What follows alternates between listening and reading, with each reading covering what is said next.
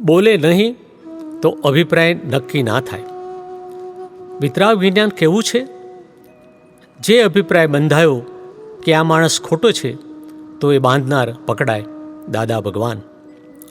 જ્ઞાની પુરુષ દાદા ભગવાનને એક સત્સંગી પ્રશ્ન કરે છે, અભિપ્રાય, ભાષા અને વિચાર એ ત્રણેય મનના વિકલ્પ છે?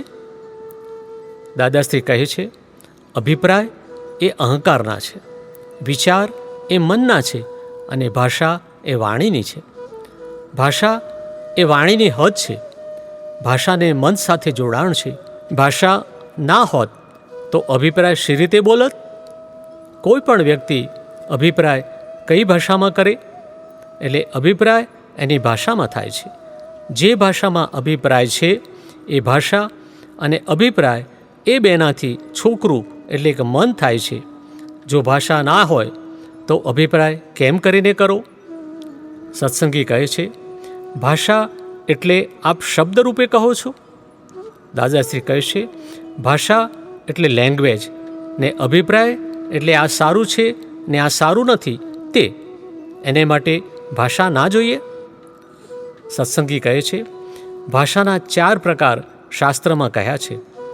દાદાશ્રી કહે છે, આ ખુલ્લી વૈખરી છે. ભાષાના 4 પ્રકાર: પરા, પશ્યંતી, મધ્યમા ને વૈખરી. ગળું, હોઠ, જીભ અને દાંત દ્વારા બોલાતી વ્યવહારની ભાષા એને વૈખરી કહેવાય. આ વૈખરી હોય તો જ અભિપ્રાય થાય છે, નહીં તો અભિપ્રાય જરા પાતળો થાય. ખરેખર તો વૈખરીને લીધે અભિપ્રાય બંધાય છે. આ મોઢે બોલે છે ને તેને લીધે અભિપ્રાય બંધાઈ ગયો, નહીં તો અંદર જે છે તેથી કંઈ અભિપ્રાય બંધાઈ જતો નથી. ભાષાના આવા ટુકડા એટલે કે વિભાગ શા માટે કરો છો? ભાષા તો માતા છે. પરદેશવાળા તો આ ભાષાના ટુકડા વૈખરીને ફેખરી કશું સમજતા નથી. આ તો અહીં ભારતવાળાએ ટુકડા બહુ કર્યા, બહુ ડાયા તે એના ટુકડા કરી નાખેલા. અંદર સારું છે એમ હોય તો એ અભિપ્રાયમાં જાત નહીં.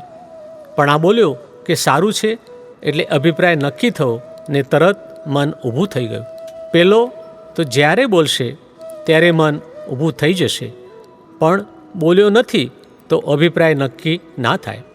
હવે વખતે આપણે બોલ્યા ને અભિપ્રાય નક્કી થઈ ગયો તો એ અભિપ્રાયને આપણે દૂર કરવો પડે.